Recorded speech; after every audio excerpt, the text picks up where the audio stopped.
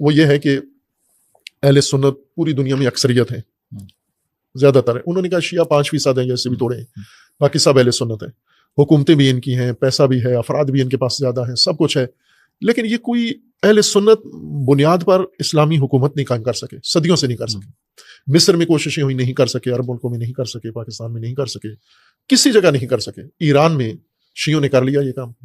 تو یہاں وہ کہتے ہیں کہ میں اس پہ غور کرتا رہا کہ یہ کیوں، وہ تھوڑے سے ہیں، ایک ہی ملک میں ان کی اکثریت ہے، وہیں انہوں نے انقلاب لا کے اپنی حکومت قائم کر لی. ہم سے نہیں ہو پا رہا یہ کام. تو انہوں نے کہا کہ اس میں نے سوچ کے انہوں نے کہا کہ مجھے پتا ہے کہ شاید آپ لوگ اسے متفق نہیں ہوں گے میری بات سے، لیکن میں نے یہ کہنا ہے. ان کے دل میں یہ بنی ہوئی تھی ایک چیز. تو انہوں نے کہہ دیا، کہا کہ اس کی وجہ یہ ہے کہ ان کے پاس امام حسین ہے. آپ نے امام حسین کو چھوڑ دیا ہے. سنیوں کو کہا اللہ اگر تم بھی امام حسین کو پکڑتے تو تم بھی یہ کام کر سکتے تھے، چونکہ یہ کام امام حسین کے پیروکار ہی امام حسین ہی کرا سکتے ہیں. یہ پکڑو، وہ کہتے ہیں یہ پکڑو. یہ کا لکھا ہوا سر مشق ہے، اس سے جو آگے شاگرد لکھتا ہے یہ مشق ہے. ٹھیک ہے، بس آپ یوں سمجھے کہ کربلا سر مشق ہے، عزاداری مشق ہے. ٹھیک ہے، اور اس میں تو کوئی دوسری رائے ہے ہی نہیں. عزاداری صرف بڑاس نکالنا نہیں ہے. عزاداری کا مطلب ہوتا ہے کہ جو امام حسین علیہ السلام نے کیا ہے آپ اپنے زمانے میں وہ کرو. اس میں تو کوئی دوسری رائے نہیں ہے کہ امام حسین علیہ السلام کو جو فالو کرے گا اور جو ان کے نقش قدم پہ چلے گا تو وہ پھر ظلم کے خلاف آواز اٹھائے گا. علامہ صاحب یہ تو سوال سے سوال نکل رہے ہیں، مجھے لگتا ہے آج کی نشست کافی لمبی جائے گی. اگر آپ اجازت دیں مزید تو ہم اس کو کنٹینیو رکھیں ابھی، کیونکہ حج کی بات ہوئی تو ساتھ ہی میرے ذہن میں سوال آ گیا زکوٰۃ کا، کہ شیعہ حضرات زکوٰۃ کیوں نہیں دیتے، اللہ کے راستے میں کیوں نہیں خرچ کرتے. اور نماز پہ کہ اہل تشیع اور اہل سنت کی اذان اور نماز میں کیا فرق ہے، اور نماز میں آپ جو ایک وہ مٹی سی اہل تشیع حضرات رکھتے ہیں اور وہ کہتے ہیں کہ کربلا کی مٹی اور اس کے بغیر نماز نہیں ہوتی. تو اگر کہیں پہ کسی کو مٹی نہ ملے تو کیا اس کی پھر نماز نہیں ہوگی؟ اہل سنت اور شیعہ کی نماز میں وہ تھوڑا سا فرق ہے. اصل جو نماز کا ڈھانچہ ہے اس میں کوئی فرق نہیں ہے. پاکستان میں کوئی عالم نہ شیعہ نہ سنی طارق جمیل، مولانا طارق جمیل حفظہ اللہ کی شہرت نہیں پا سکا، کوئی سوچ بھی نہیں سکتا. بالکل. السلام علیکم جی، حافظ احمد پوڈکاسٹ میں خوش آمدید. ہماری ہمیشہ کوشش ہوتی ہے کہ آپ کے سامنے ایسی شخصیات، ایسے لوگوں کو لے کے آ جائیں کہ جن کی بات لوگ سننا پسند کرتے ہیں، جو محبتیں بانٹتے ہیں اور لوگوں کو نفرتوں سے دور کرتے ہیں، جو کہتے ہیں کہ جی تفرقے میں نہیں پڑنا، ہم نے محبت سے رہنا ہے، ہم نے مل جل کے رہنا ہے، ہم نے جڑ کے رہنا ہے. یہ مسلمان نہیں ہے. علامہ صاحب بنیادی سوال چلتے رہیں گے. ایک اور سوال ہے شام غریبہ کے بارے میں، اور میں آپ کو بلکہ یہ بھی بتاتا ہوں کہ ہم کیا جانتے ہیں شام غریبہ کے بارے میں. ہم نے تو یہ سنا تھا کہ ایک محفل ہوتی ہے، ایک محفل پڑھی جاتی ہے، اس کے بعد لائٹیں بجھا دی جاتی ہیں اور زنا ہوتا ہے. یہ شام غریبہ ہے. تو میں چاہوں گا کہ آپ میرے سامنے بیٹھے آپ وضاحت فرما دیں کہ شام غریبہ کا کانسیپٹ کیا ہے اور شام غریبہ میں ہوتا کیا ہے. اعلیٰ یعوذ باللہ نعوذ باللہ. یہ ایسے ہی ہے جیسے قرآن کریم نے ام المومنین کے بارے میں فرمایا تھا کہ کچھ لوگوں نے ام المومنین، وہ جو واقعہ پیش آیا سفر میں جو پیش آیا کہ انہوں نے ام المومنین پر نعوذ باللہ تہمت باندھی، یہی الزام لگایا تھا. پھر اللہ نے آیت اتاری اور دفاع کیا. یہ اسی طرح کی بات ہے. یہ سمجھے وہی اسی افق کا ہی تسلسل ہے جو پاکستان میں شام غریبہ کے نام سے مشہور ہو گیا. اب آپ یہ توجہ کریں کہ یعنی اس سے پاکستانی معاشرے کی، سوسائٹی کی نبض چیک کریں. یہ سمجھو ایک نبض ہے، اس کی اندازہ لگائیں مذہبی طبقے کی، کہ شام غریبہ کی مجالس پاکستان میں ہوتی ہیں، گلی گلی میں ہوتی ہیں، اور بڑے عرصے سے جب سے پاکستان بنا ہے ہو رہی ہیں، گھر گھر میں ہو رہی ہیں. اور شیعوں کے گھر عموماً سنیوں کے گھروں کے ساتھ ہی ہوتے ہیں، امام بارگاہیں، عزا خانے مخلوط بنے ہوئے ہیں. اور یعنی ان مجالس میں کوئی ممانعت بھی نہیں ہے، بلکہ پسند کرتے ہیں کہ آئیں سارے مجالس کے اندر آئیں. ان شیعہ مجالس میں جاتے بھی ہیں، بعض اہل سنت جاتے بھی ہیں ان مجالس کے اندر. تو ان مجالس میں اگر یہ جو تاثر پھیلایا گیا ہے، یہ بہتان بڑا جو شام غریبہ کے نام سے، تو اس کی تصدیق کے لیے کوئی بندہ گواہی دیتا ہے، کوئی اہل سنت علماء میں سے، کوئی عوام میں سے، کہ یہ ہم نے سنا تھا، پھر ہم گئے، پھر ایسا ہی ہم نے پایا ہے. آپ کے محلے میں ہو رہی ہے.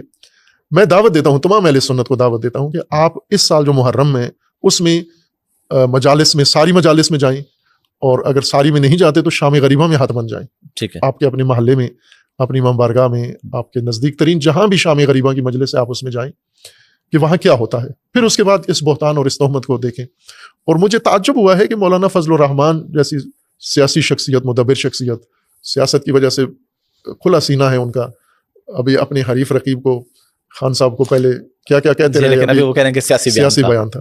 تو یہ ان کے شرع صدر کی علامت ہے نا، کہ اس سطح کے بندے کو بھی انہوں نے قبول کر لیا ہے.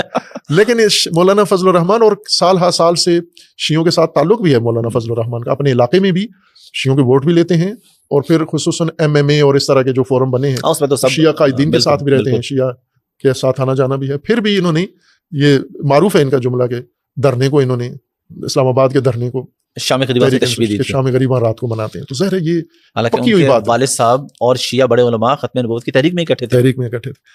خود بھی شیعہ سے بڑے قریب ہیں فضل الرحمان صاحب، بلکہ شیعہ علماء نے تو اعلان کیا کہ ہماری قائد ہیں یہ اس حد تک قربت ہے ان میں.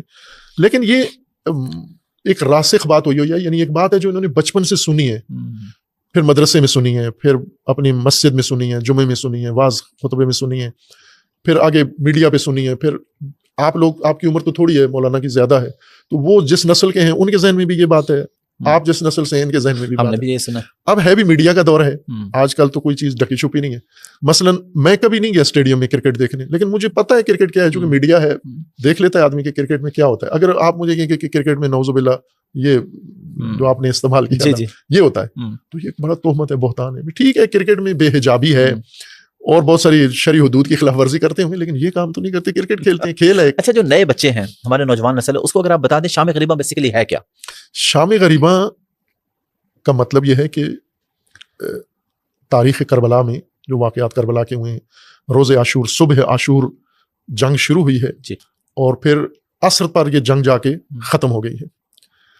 عصر کو تمام امام علیہ السلام سمیت سب انصار و اہل البیت سب شہید ہو گئے، اور اس کے بعد عمر سعد نے اور اس کے لشکر نے حکم دیا کہ یہ خیام جلا دیے جائیں سارے، اور خیمے لوٹے گئے پہلے، پھر جلائے گئے، لاشوں کو پائمال کیا گیا. یہ وہ باتیں ہیں جو تاریخ تبری میں لکھی ہوئی ہیں. تبری تو شیعہ نہیں ہے، اسی طرح بہت سارے بالکل ہسٹری تو نہ شیعہ تھی نہ سنی تھی، تاریخ تو جو تاریخ ہے وہ تو یہ تاریخ کے حقائق ہیں کہ یہ سب کچھ ہوا ہے.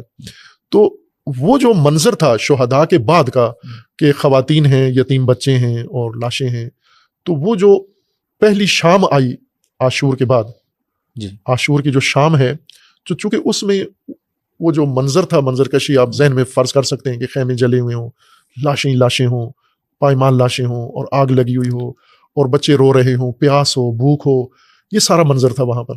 تو وہ جو شام اہل البیت پر آئی، چونکہ اس سے پہلی شام جو تھی تو امام حسین علیہ السلام موجود تھے، صحابہ ان کے ساتھی موجود تھے، انصار اور اہل البیت.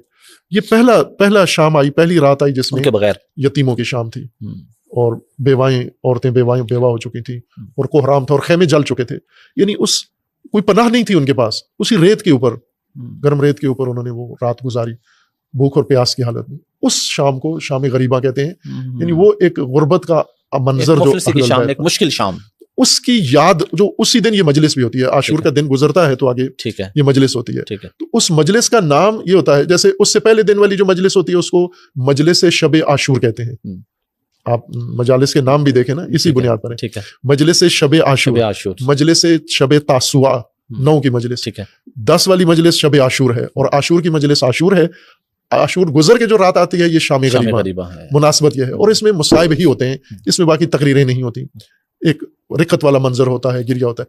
اور یہ جو بعض مجالس میں لائٹ بجھا دیتے ہیں وہ اسی وجہ سے بعض کرتے ہیں یہ کام. میں منع کرتا ہوں کہ نہ کیا کرو، اسی سے غلط فہمی پیدا ہوتی ہے کہ نہ کرو یہ لائٹ. بس اوقات میری مجلس میں شام غریبہ کی مجلس پڑھتا ہوں تو لائٹ آف کر دیتے ہیں، میں کہہ دیتا ہوں کہ آن کرو لائٹ ساری، کہ اس میں کوئی.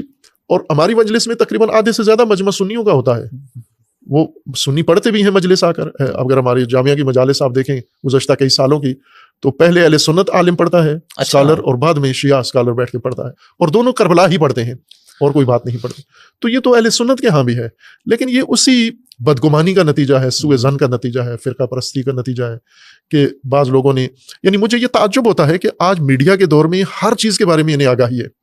دنیا کی کسی چیز کے بارے میں کسی پاکستانی کو پوچھ لو، سنی کو پوچھ لو، شیعہ کو پوچھ لو کہ آپ کو دبئی کے فلاں جزیرے کا پتہ ہے، کہتے پتہ ہے، گیا نہیں ہے.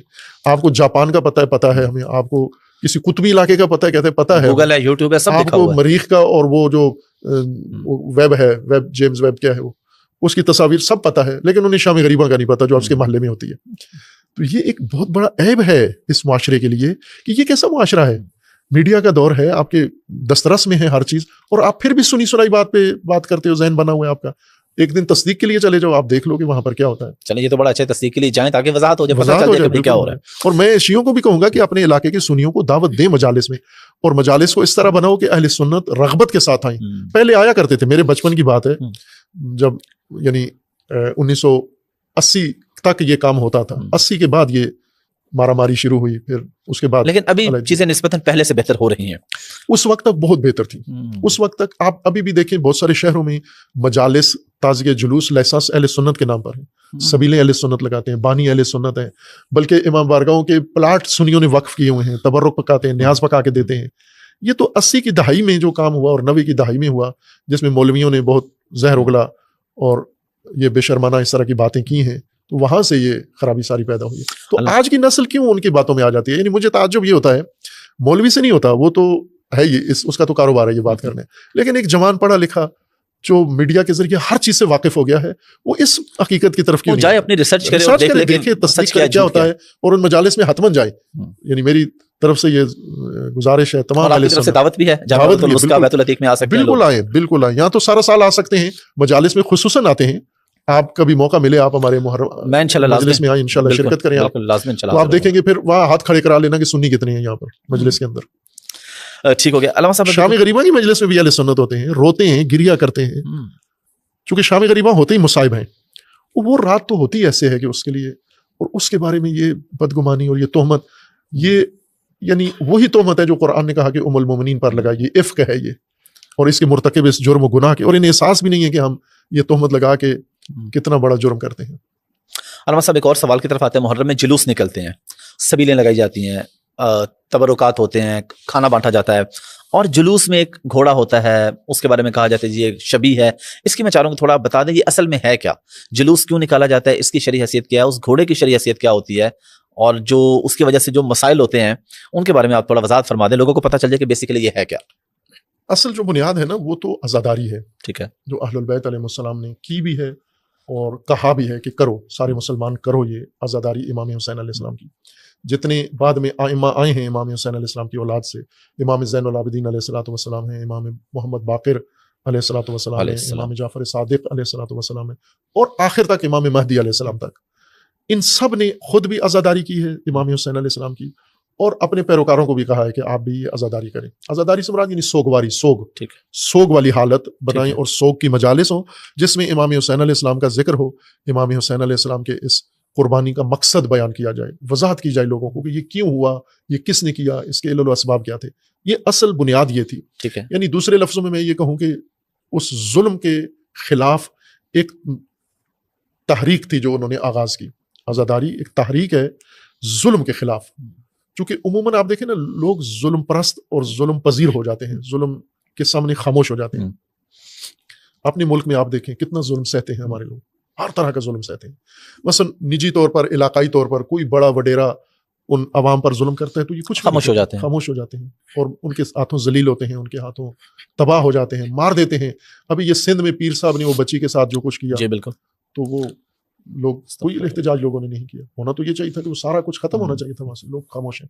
سیاسی طور پر ایسے ہوتا ہے، سیاستدان ایسا کرتے ہیں، لیکن لوگ ظلم پذیر ہو گئے. چونکہ حکومتوں کا، مستبد حکومتیں، ملوکیت کی حکومتیں، وہ لوگوں کو ستم پذیر بنا دیتی ہیں کہ ستم قبول کرو، اسی سے حکومت چلتا ہے، نظام چلتا ہے. لیکن اگر لوگ ظلم قبول نہ کریں تو پھر یہ ستمگر حکومتیں قائم بھی نہیں ہوتی، چلتی بھی نہیں. لوگ اگر ستم ستیز بنے، جیسے علامہ اقبال کا فرمانا ہے نا کہ اگر زمانہ تیرے ساتھ سازگار نہیں ہے تو تو زمانے کے ساتھ سازگار ہی نہ کر، ستیز کر، پیکار کر، نبرد کر، تو ستم کے خلاف نبرد کر.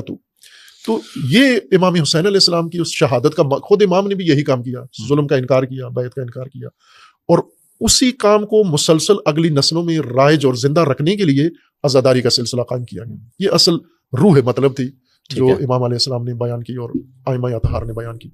لیکن پھر یہ سلسلہ جب عزا کا شروع ہوا تو اس میں اب عقیدت بھی شامل ہے، اس میں جو مقصد ہے عزاداری کا وہ بھی شامل ہے، اور پھر اس میں جو علاقائی طور طریقے، رسم و رواج ہیں وہ بھی آہستہ آہستہ ہر علاقے میں اضافہ ہوتے گئے. آپ اپنے ملک میں دیکھیں، اگر سندھ میں جا کر دیکھیں تو تھوڑا سا پنجاب سے مختلف ہے. پنجاب، اگر خیبر پختونخوا میں دیکھیں تو سندھ اور پنجاب سے تھوڑا سا عزاداری کا طریقہ کار مختلف ہے. اگر بلوچستان میں دیکھیں تو مختلف، یعنی تھوڑا تھوڑا فرق ہے رسوم و رواج میں، طور طریقے میں. اب ظاہر ہے اس میں پھر بہت چیزیں اضافہ ہوتی گئیں، عقیدت کی اضافہ ہوتی گئی، اور اس میں رسم و رواج بھی اضافہ ہوتا ہے. ماتم جو ایڈ ہو گیا، ہاں، ماتم کا بھی بنیاد تو وہی سوگ ہے، جو یعنی ماتم، مرثیہ، نوحہ، یہ وہ چیزیں ہیں جن سے آپ نے ظلم کے خلاف ایک آواز اٹھانی ہے. یعنی لیکن اپنے آپ کو زنجیریں مارنا اور یہ جو اس طرح کا اس کی کیا حیثیت ہے؟ یہ نہ کیا گیا نہ حکم دیا گیا اس کا. اچھا یہ تو میں نے کہا نا کہ علاقائی طور پر پھر ابھی آپ مثلا پوری دنیا میں جا کر دیکھیں تو ایران میں ممنوع ہے یہ زنجیر مارنا. اچھا خون کا ماتم بالکل ممنوع ہے, نہیں کر سکتے آپ. عراق میں اسی طرح ممنوع ہے. باقی تمام ملکوں کے اندر اور فتاوا ہے, آیت اللہ خامنئی کا فتوا بھی ہے کہ یہ نہ کرو یہ کام.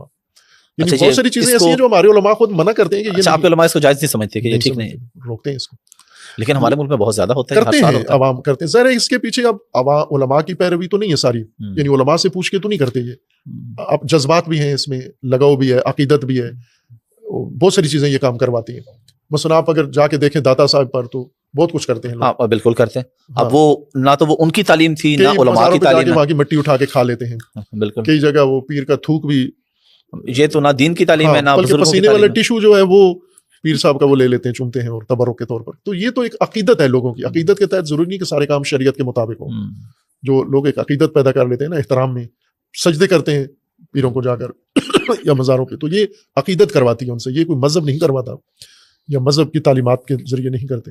بنیادی جو آزاداری کا مقصد تھا وہ یہ تھا کہ ظلم کے خلاف ایک ہمیشہ کے لیے ایک تحریک شروع ہو, اور بڑی کامیابی سے یہ شروع ہوئی. آپ اس کی کوئی اور مثال متبادل آپ کو نہیں ملے گی دنیا میں کہ جہاں ظلم کے مقابلے میں ایک تا قیامت سمجھ لیں ایک موومنٹ ایجاد ہوئی ہو.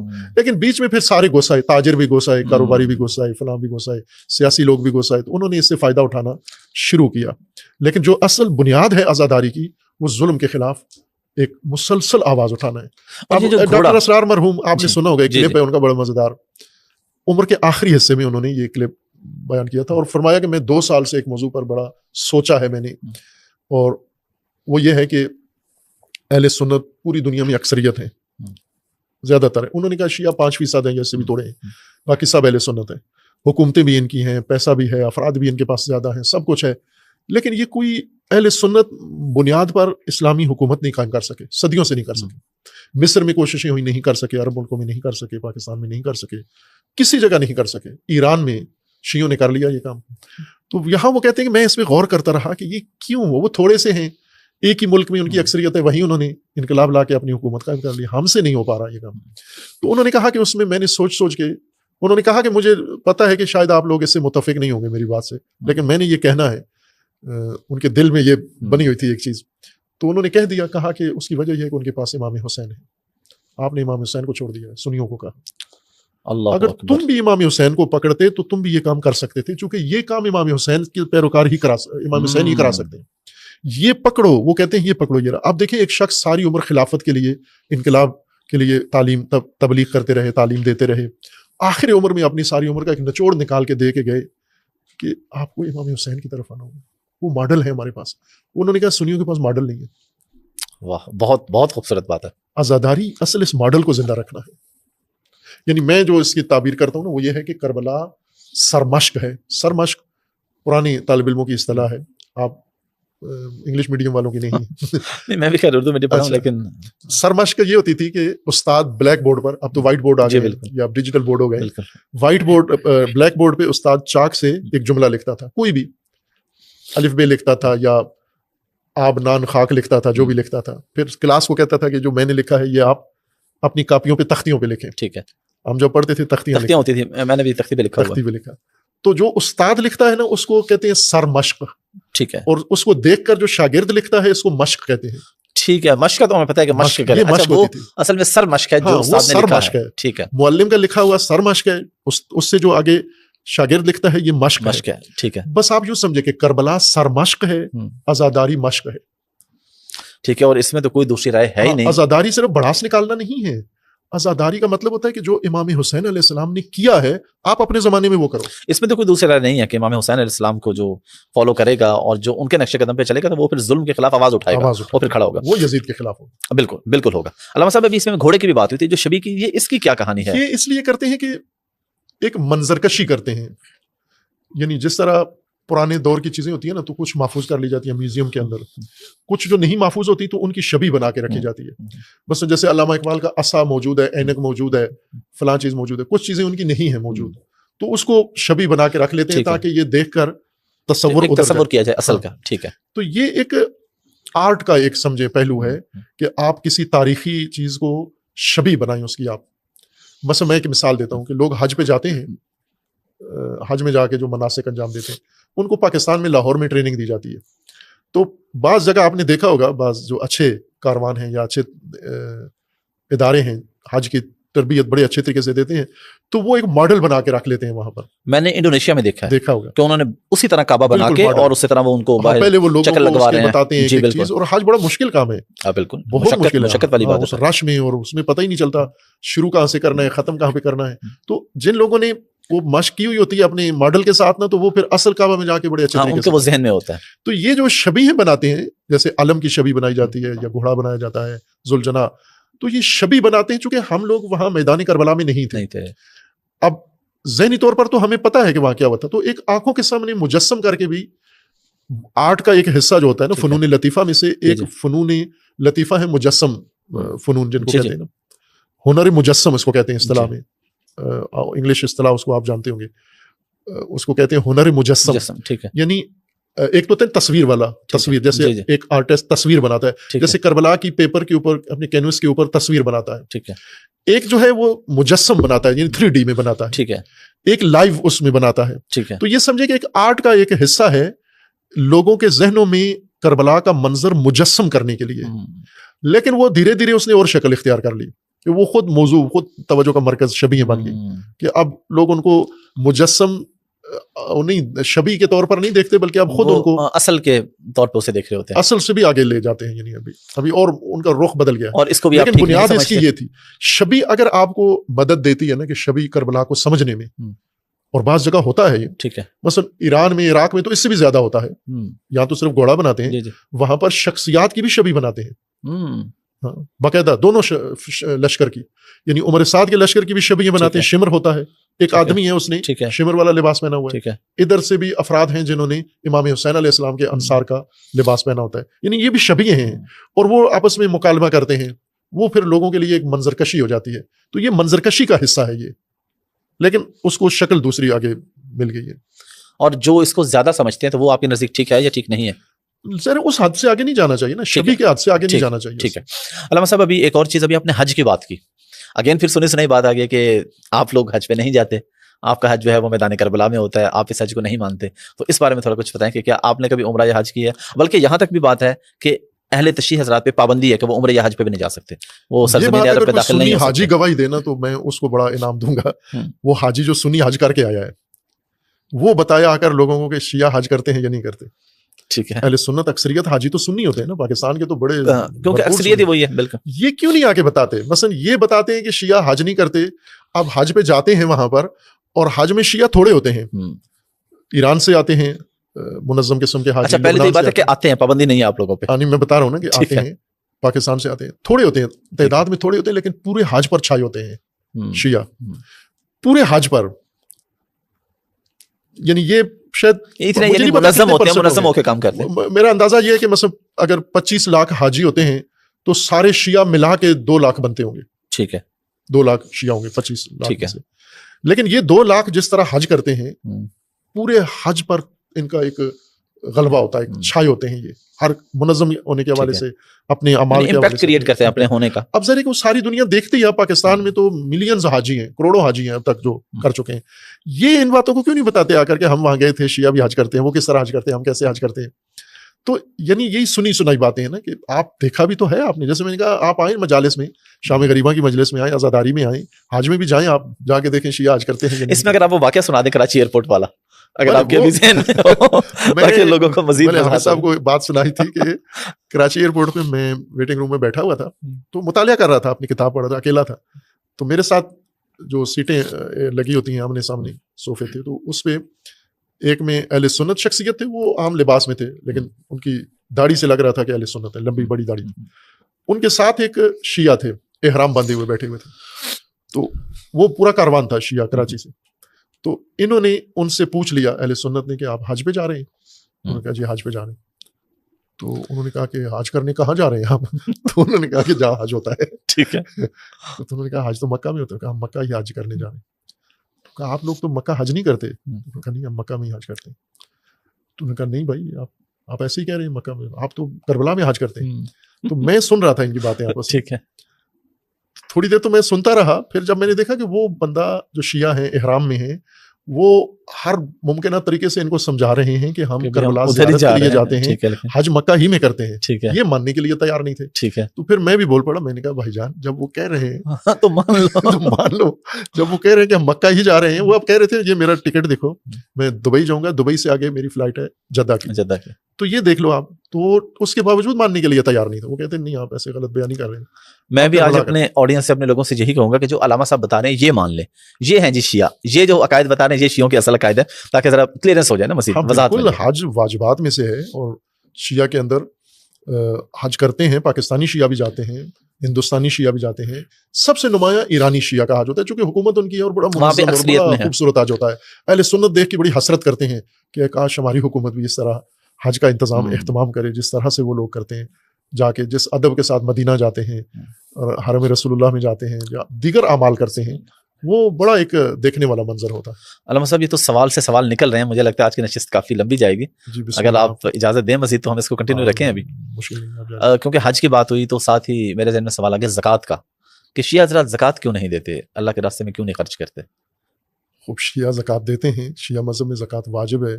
और जो एक गलतफहमी पैदा हुई है वो इस वजह से है कि ज़कात फ़िक़्ह में, अहले सुन्नत की फ़िक़्ह में भी है, शिया फ़िक़्ह में भी है कि ज़कात जिन चीज़ों पर रसूलुल्लाह सल्लल्लाहु अलैहि वसल्लम की हदीस में है, अहादीस नबविया में जिन चीज़ों पर ज़कात वाजिब है वो हैं गल्लात, गंदम, जौ, खजूर, किशमिश, ये गल्लात हैं। और फिर जानवर हैं, भेड़, बकरी, ऊँट, गाय, इनके ऊपर ज़कात है। और सोना और चांदी अगर वो मस्कूक हो, सिक्के की सूरत में हो, करेंसी की सूरत में, ठीक है, तो इन पर ज़कात है, 9 चीज़ों के ऊपर। अब शिया के यहाँ ज़कात इन्हीं 9 चीज़ों पर, शिया फुक़हा उमूमन जो फुक़हा फतवा देते हैं वो मशहूर फतवा यही है कि 9 चीज़ों पर ज़कात है, ठीक है, बाकी चीज़ों पर ज़कात नहीं है। लिहाजा जैसे आजकल फैक्ट्रियाँ हैं, गाड़ियाँ हैं, प्रॉपर्टी है, फलां है, ये इस पर ज़कात नहीं है, क्योंकि ये 9 चीज़ों का हिस्सा नहीं। वो तो अहले सुन्नत के यहाँ भी है ऐसा कि अगर आप जिस घर में रह रहे हैं, चाहे वो जितनी भी मालियत का है, उस पे नहीं है ज़कात, जो आपकी सेविंग्स है उसके ऊपर है। यानी उलमाए बेहतर बता सकते हैं, लेकिन ये इस तरह के, उसकी ये बुनियादी वजह है कि वो ज़कात उन चीज़ों के ऊपर, यानी आप ज़कात के मुनकिर नहीं है। ना देते हैं, बड़ी पाबंदी से देते हैं, ये मशहूर फतवा है उलमा का। लेकिन हमारे बाज़ जो उलमा हैं, जिसको हम यहाँ पर उस दूसरे कौल को ज़्यादा हम पेश करते हैं, वो शिया को थोड़ा सा अजीब सा भी लगता है कि ये कौल पहले क्यों नहीं बयान किया गया।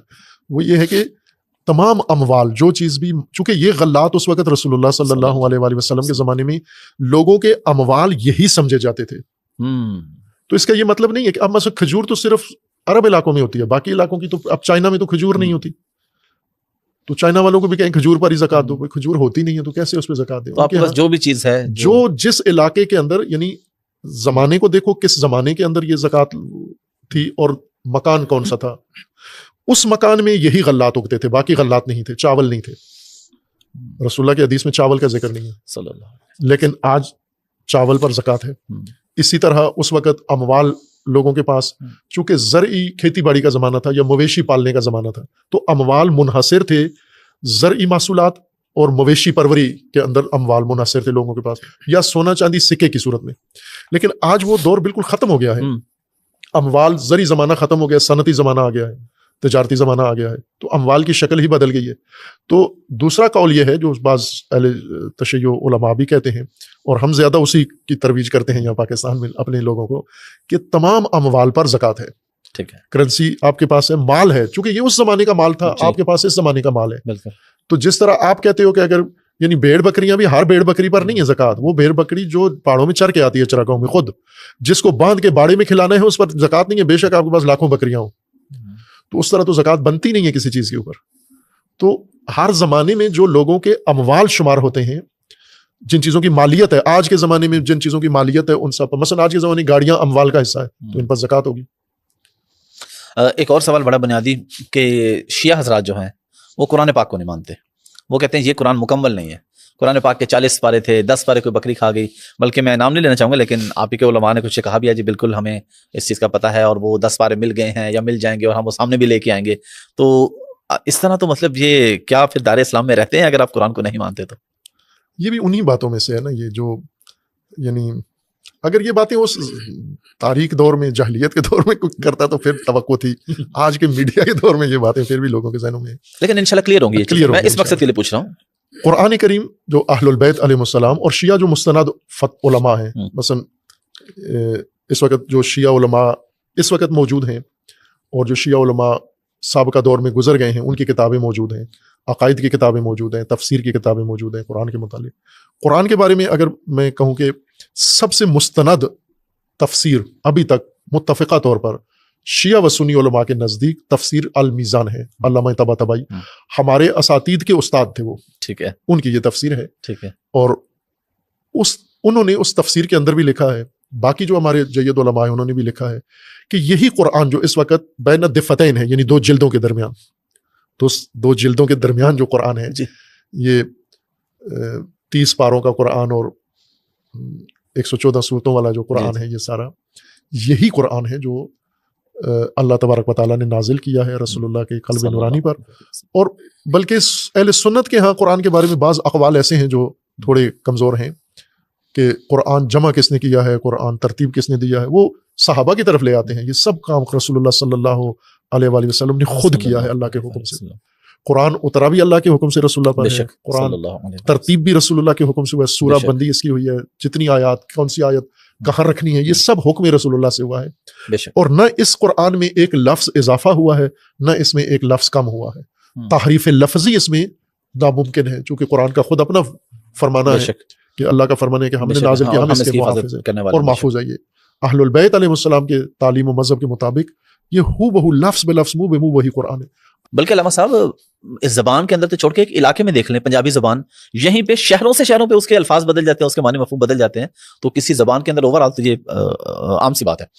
اچھا علامہ صاحب, اب میں ایک اور بڑے بنیادی سوال پہ آ رہا ہوں, اذان اور نماز پہ, کہ اہل تشیع اور اہل سنت کی اذان اور نماز میں کیا فرق ہے, اور نماز میں آپ جو ایک وہ مٹی سی اہل تشیع حضرات رکھتے ہیں اور وہ کہتے ہیں کہ کربلا کی مٹی اور اس کے بغیر نماز نہیں ہوتی, تو اگر کہیں پہ کسی کو مٹی نہ ملے تو کیا اس کی پھر نماز نہیں ہوگی؟ اہل سنت اور شیعہ کی نماز میں وہ تھوڑا سا فرق ہے. اصل جو نماز کا ڈھانچہ ہے اس میں کوئی فرق نہیں ہے, خصوصیات میں فرق ہے. مثلا جیسے ہاتھ کھول کے پڑھنا یا ہاتھ باندھ کے پڑھنا, ٹھیک ہے, اصل ڈھانچہ تو نماز کا جو شیعہ کے ہاں بھی سنی کے ہاں بھی وہ ایک ہی ہے, جو نماز کے ارکان اور واجبات ہیں. اچھا, وہ دونوں کے ایک ہے, بالکل ایک جیسے. فجر کی آپ کے یہاں بھی 2 سنتے ہیں, 2 فرض ہیں, ظہر کے 4 فرض, اور اسی طرح بالکل اسی طرح, ٹھیک ہے. لیکن جو خصوصیات ہیں ان میں تھوڑا فرق ہے. جیسے وضو میں مثلا یہ اجتہادی مسائل ہیں, فقہی مسائل ہیں, یہ کوئی اعتقادی باتیں نہیں ہیں کہ شیعہ فقی نے آیا وضو سے یہ استنباط کیا ہے, اس طرح سے سمجھا ہے کہ وضو چہرہ دھونے اور بازو دھونے سے اور سر اور پاؤں کا مسح کرنے سے ہوتا ہے. لیکن اہل سنت کے ہاں وہ پاؤں دھو بھی لیتے ہیں اور سر کا مسح کرتے ہیں, پاؤں دھو لیتے ہیں اور دھوتے ہیں, اور دھوتے بھی. ایون اہل سنت کے ہاں بھی کہیں پہ پاؤں کا مسح بھی ہے. یعنی یہ اختلاف ہے, موجود ہے اہل سنت کے آپس میں بھی ہے, شیعہ کے ساتھ بھی, اور یہ فرعی اختلاف ہے. ٹھیک ہے, بنیادی نماز کا ڈھانچہ ایک ہی ہے, رکعات اوقات سب ایک جیسے ہیں. ایون سنیوں میں بھی ہاتھ چھوڑ کے نماز ایک امام کے نزدیک ہاتھ چھوڑ کے پڑھتے ہیں. مالکی مکہ میں جائیں تو آپ کو لگے گا ایک بہت بڑی جمعیت ہاتھ کھول کے. میں پہلے خود غلط فہمی میں شکار ہو گیا, میں سمجھا یہ شیعہ ہے, لیکن وہ سجدگاہ نہیں تھی ان کی, تو میں سمجھا یہ سجدگاہ اس لیے نہیں رکھتے کہ سعودی عرب والوں سے ڈرتے ہیں تو وہ رکھنے نہیں دیتے. لیکن وہ پتہ چلا وہ سنی ہے, وہ سارے جو ہاتھ کھول کے نماز پڑھ رہے ہیں. مالکی فقہ کے جو مراکش اور ان ممالک سے آتے ہیں وہاں سے وہ مالکی فقہ کے پیروکار ہیں اور ہاتھ کھول کے نماز پڑھتے ہیں. بس یہ جزئی سا فرق ہے, کوئی بنیادی فرق نہیں ہے نماز کے. اذان میں کیا ہے؟ اذان میں بھی اسی طرح سے ہے کہ اذان میں جو اذان کے اصل ارکان ہیں وہ سب کے ملتے جلتے ہیں, اس میں کوئی فرق نہیں ہے. ٹھیک ہے, جیسے شہادت توحید ہے, شہادت نبوت ہے, اور خود نماز کی طرف جو حی علی الصلاۃ حی علی الفلاح یہ ہے. ایک چیز جو شیعہ کے ہاں کہ حی علی خیر العمل کہتے ہیں ہم, یہ تھا, یہ جزء اذان تھا. رسول اللہ ایسا ہی اذان کہا کرتے تھے, اہل البیت بھی ایسے ہی اذان کہتے تھے, اور خلفاء کے دور میں بھی ایسے تھی اذان. لیکن جب وہ جہادی دور شروع ہوا فتوحات کا, تو وہاں پر چونکہ حی علی خیر العمل کا مطلب یعنی سب سے بہترین عمل کی طرف آؤ آپ, جبکہ اس وقت جہاد سب سے بہترین عمل تھا. تو حاکم نے, خلیفہ نے حکم دیا کہ اس طرح سے جہاد کی اہمیت کم ہو رہی ہے, لوگ نماز کو بڑا سمجھتے ہیں, جہاد کو اتنا اہمیت نہیں دیتے. تو وہ جہاد کی وجہ سے یہ اجتہادی ایک رائے قائم کی گئی کہ یہ نہ کہا جائے, اس کی جگہ الصلاۃ خیر من النوم, یعنی نماز مطلقہ خیر چیز نہیں ہے, نیند سے بہتر ہے, جہاد سے بہتر نہیں ہے. تو اس لیے یہ ایک تصرف کیا گیا. ٹھیک. ایک چیز جو شیعہ اور کرتے ہیں اذان میں علی ولی اللہ شہادت دیتے ہیں. تو یہ تو شیعہ تمام فقہا اجماع ہے اس بات پر کہ یہ اذان کا جز نہیں ہے. ٹھیک ہے. ہاں یہ اذان کا حصہ نہیں ہے, جز نہیں ہے. ٹھیک ہے. لیکن یہ اذان میں تاکید کرتے ہیں کہ اس کو پڑھا جائے, چونکہ یہی وہ بنیادی اختلافی موضوع ہے شیعہ غیر شیعہ کے اندر, امیر المومنین علیہ السلام کی ولایت. تو اس پر تاکید کے لیے یہ کہتے ہیں. اور نماز ایک ایسی چیز, اذان ایسی چیز ہے جو نماز کی طرح نہیں ہے کہ اس میں اگر کوئی اضافی چیز آپ نے کہہ دی تو باطل ہو جاتی ہے. نہیں ہوتی باطل. مثلا آپ اذان کے بغیر نماز بھی پڑھ سکتے ہیں. آپ ہاں اذان نہ کہیں تو اذان کہہ رہے ہیں آپ, بیچ میں انہیں کہتے ہیں جی پانی دینا مجھے, لائٹ آف کر دے, اذان کے دوران ہی آپ بات بھی کر رہے ہیں, تو اس سے اذان میں کوئی فرق نہیں, نماز باطل ہو جاتی ہے, اذان باطل نہیں ہوتی. ٹھیک ہے. چونکہ اذان میں گنجائش ہے کہ آپ اپنی ذاتی بات بھی کر سکتے ہیں, تو اس لیے اس گنجائش سے انہوں نے فائدہ اٹھایا اور کہا کہ پھر ہم شہادت دیتے ہیں امیر المومنین کی ولایت کی, اشہد ان علی ولی اللہ. یہ فرق ہے اہل سنت اور جو یہ مٹی رکھتے ہیں. بلکہ میں ایک اور اس زمین میں بتا دوں کہ ہمارے ہاں جو اذان ہوتی ہے 5 وقت اذان ہوتی ہے جی, تو یہ اذان اچھا بڑی حیرت کی بات ہے, آپ کے یہاں 5 نمازیں الگ الگ ہوتی ہیں. 5 الگ نمازیں, ظہرین اور مغرب نمازیں دونوں طرح کی ہوتی ہیں. کچھ لوگ ہیں وہ 3 ٹائم پہ پڑھ لیتے ہیں, کچھ 5 پہ پڑھتے ہیں. 5 پہ بھی پڑھ لیتے ہیں. میں خود 5 پہ ہی پڑھتا ہوں, 5 وقت میں. اچھا, کچھ آزادی ہے, یعنی یہاں کوئی پابندی نہیں ہے کہ آپ, چونکہ دونوں شرعی حکم میں ملا کے پڑھنا بھی الگ الگ پڑھنا بھی, تو دونوں جس طرح جس کی مرضی ہے پڑھنا. لیکن کہ ضد نہیں بنا لی اہل سنت نے, بنا لی کہ ہم نے ملانی ہی نہیں ہے, اہل تشیع نے بنا لی کہ ہم نے الگ نہیں پڑھنی. یہ درست کام نہیں ہے, چونکہ دونوں طرح سے رسول اللہ نے دونوں طرح سے پڑھی ہے.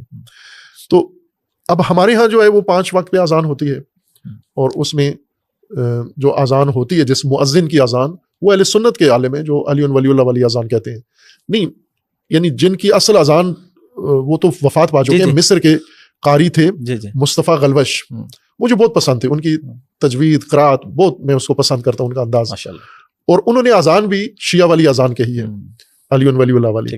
تو وہی اذان ہم یہاں ہمارے جو قاری ہیں, میں نے انہیں یہ کہا ہوا ہے کہ وہی غلوش والی اذان آپ نے دینی ہے. تو یہ اصل اذان دی ہی اہل سنت نے ہے, جو یہاں ہم تکرار کرتے ہیں اس کی کاپی کرتے ہیں یا اس کے نیج پر ہمارے قاری اذان دیتے ہیں. تو یہ وہ خود غلوش کہتے ہیں کہ جب میں نے یہ اذان دی مصر میں گیا تو مجھے چڑھائی کر دی ہے مفتیوں نے کہ یہ تو نے کیا اذان دی. تو میں نے کہا کہ علی ولی ہے, میں نے اذان میں کہا تو آپ بتاؤ علی ولی ہیں یا نہیں ہے. تو انہوں نے کہا ہے. تو کہا ہیں تو پھر کیا حرج, میں نے کہہ دی ہے تو کیوں اتنا جنجال کھڑا کر لیا ہے آپ نے, وہ غلط بات تو نہیں کی. وہ جو ٹکیاں رکھتے ہیں نماز کے اندر, سجدگاہ اس کو کہتے ہیں مٹی کی, اس کی بنیادی وجہ یہ ہے کہ شیعہ علماء فقہا کے اہل البیت کے تعلیم کے مطابق سجدہ صرف زمین پر کر سکتے ہیں آپ.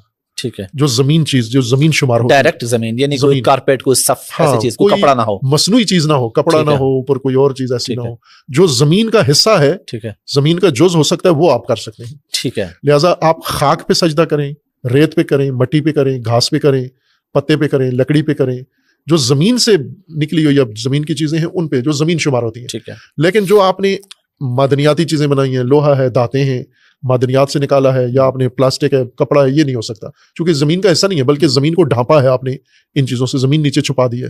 تو اصل جو بنیاد ہے وہ یہ کہ سجدہ آپ نے زمین پہ کرنا ہے, جو قرآن کریم کی اصطلاح کہ سجدہ زمین پہ کرنا ہے آپ نے. تو زمین کا جو چیزیں شمار ہوتی ہیں وہ یہ ہے. اب آج کل کے دور میں چونکہ جیسے ابھی ہم جہاں بیٹھے ہوئے ہیں تو نیچے زمین تو چھپی ہوئی ہے, اوپر شیٹ لگی ہوئی ہے, تو یہاں ہم نے زمین یا تو اس کو پھاڑیں یا باہر جائیں کسی اور جگہ, تو سہولت کے لیے یہ مٹی کی ٹکیا بنا لیتے ہیں. ٹھیک ہے. یا لکڑی یا پتا یا کوئی چیز ایسی. نہیں, یہ میدان کربلا کی مٹی نہیں ہے. نہیں, یہ تو عام مٹی ہے, اپنے علاقے کی مٹی ہے. وہ ایک الگ موضوع ہے کہ کربلا کی تربت اس کو کہتے ہیں, تربت سید الشہداء, کہ اس کا ایک اپنا حیثیت ہے کہ اس میں شفا ہے اور وہ تبرک ہے. وہ ہونا ضروری نہیں ہے, مٹی ہونا, آپ اپنے لاہور کی مٹی لے لیں, آپ اپنے گاؤں کی مٹی لے لیں. ٹھیک ہے. سجدہ مٹی پر ہونا ہے, زمین پر ہونا ہے, اس کی یہ حکمت. علامہ صاحب آپ نے ماشاءاللہ سفید سوٹ پہنا ہوا ہے, تو شیعہ حضرات تو صرف کالے کپڑے پہنتے ہیں, یا کالے کپڑے کیوں پہنتے ہیں؟ کالے کپڑے مجالس میں پہنتے ہیں, محرم میں پہنتے ہیں, عزاداری کے علامت ہے عزا کی. ٹھیک ہے. سیاہ ہو جاتا ہے, سیاہ پوش. ٹھیک ہے. اور کئی ملکوں میں ہے مختلف, مثلا انڈیا میں عزا کی علامت سفید کپڑے, وہ سفید کپڑے پہنتے ہیں. جب کوئی مر جائے تو وہ سارے سفید پوش ہو جاتے ہیں. ٹھیک ہے. اسی طرح بعض دیگر ملکوں میں وہ سیاہ پہن لیتے ہیں. تو اب شیعہ کے ہاں یہ ہے کہ سیاہ لباس عزا کی علامت ہے. ٹھیک ہے. تو وہ خصوصاً محرم میں ہی پہنتے ہیں, ہمیشہ نہیں پہنتے, مختلف لباس پہنتے ہیں. جس طرح دوسرے اور محرم میں بھی بلیک سے ہٹ کے وائٹ بھی کوئی اور بھی پہنا جا سکتا ہے, ٹھیک ہے, کوئی بھی اکثریت تو نہیں پہنتے کالے کپڑے, کم لوگ پہنتے ہیں. باقی جو معمول کے لوگ ہیں, مثلا آپ اپنے کولیگس کو دیکھیں, آفیسز میں دیکھیں, تو وہ دوسرے معمول روٹین کے پہنے ہوتے ہیں. علامہ صاحب اگر مختصراً، کیونکہ عزا کی بات ہو رہی ہے، محرم کی بات ہو رہی ہے، کربلا کی بات ہو رہی ہے، مختصراً اگر آپ ہماری نوجوان نسل کو بتا دیں کہ یہ واقعہ کربلا ہے کیا؟ یقیناً یہ بہت بڑا موضوع ہے، بہت بڑا ٹاپک ہے، لیکن ایک چھوٹے بچی کو یعنی نوجوان نسل کو سمجھانے کے لیے کہ کیا ہے یہ واقعہ کربلا. واقعہ کربلا یہ ہے کہ جب یزید، معاویہ کے بعد یزید کو بنایا گیا، تخت نشین کیا گیا، حاکم بنایا گیا. معاویہ اور امام حسن علیہ السلام میں تو ایک معاہدہ ہوا تھا، اس معاہدے کے تحت وہ حکومت انہوں نے کی اپنی پوری، اور اس معاہدے کے تحت کہ آپ نے اپنے بعد اپنا کوئی جانشین نہیں کرنا، پھر معمول کے طریقے سے ہی وہ حاکم بنے گا. لیکن ایسا ہوا نہیں، اور امیر شام نے اپنے بعد اپنی زندگی میں ہی یزید کو اپنا، بعض صحابہ کے مشورے پر، مشورہ دینے والے صحابہ تھے، ان کے مشورے پر اپنی زندگی میں ہی یزید کو اپنا جانشین بنا دیا. اور یہ اس معاہدے کی خلاف ورزی تھی. اور جب معاویہ کی موت کے بعد یزید نے اپنے گورنر تھے جتنے علاقے کے، مدینہ کے گورنر کو خصوصاً اس نے خط لکھا باقاعدہ، اور اس خط کے اندر اس نے کہا کہ اہل مدینہ سے بیعت لے، اور اس میں 2-3 آدمیوں کا نام لیا کہ ان سے حتماً بیعت لے سب کے سامنے. ایک امام حسین علیہ السلام کا لکھا، اور ایک عبداللہ ابن زبیر ان کا لکھا کہ ان سے بیعت لینی ہے، اور ایک عبداللہ ابن عباس، ان سے حتماً بیعت لینی ہے. چند افراد سے، شاید ایک آدھ اور بھی کوئی ہے، ان سے ہر صورت میں بیعت لینی ہے، چونکہ یہ بڑے افراد شمار ہوتے ہیں، اور انہیں توقع بھی تھی کہ یہ نہیں کریں گے بیعت، لہذا زبردستی. اور اس نے صاف لکھا تھا کہ ان میں خصوصیت کے ساتھ امام حسین علیہ السلام پہ زیادہ آپ نے توجہ دینی ہے، اگر بیعت نہ کریں تو ان کا سر کاٹ کے میرے پاس بھیج دیں. ولید اس کا گورنر تھا اس وقت مدینہ کا، مروان اس کا مشاور تھا. تو یہ خط جب پہنچا